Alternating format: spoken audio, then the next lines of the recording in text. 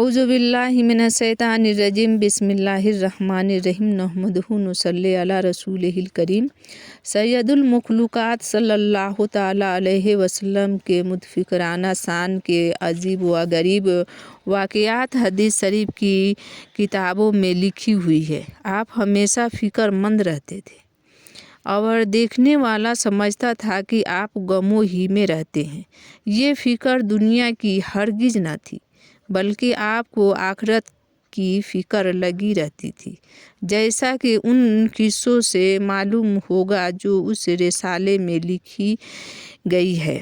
ये फ़िक्र आखिरत सहाबी इकराम रज़ी अल्लाह अन्हा भी आपसे सीख लिया था और आखिरत की ऐसी फ़िक्र उनको दामन गेर हुई कि दुनिया कमाने और दुनिया की नेमतों के इस्तेमाल करने से घबराने लगे थे, अपने अमाल को खोटा और अपने को निकम्मा समझने लगे थे।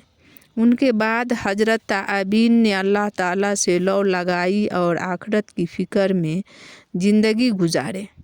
उनके बाद सदा आखिरत की फ़िक्र कम होती गई और दुनिया ही की तरफ लोगों निगारे जहान बढ़ता गया, हत्ता कि लोग गोया आखिरत को भूल ही गए और मुसलमान कहलाने के बावजूद भी दूसरे कामों की तरफ दुनिया ही पर नज़र रखते हैं।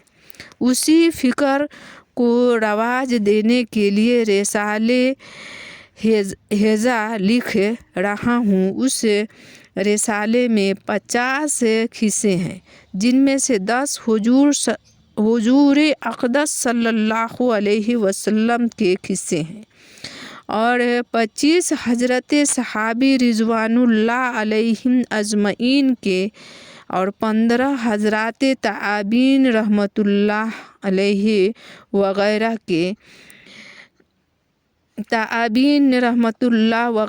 हम के हैं।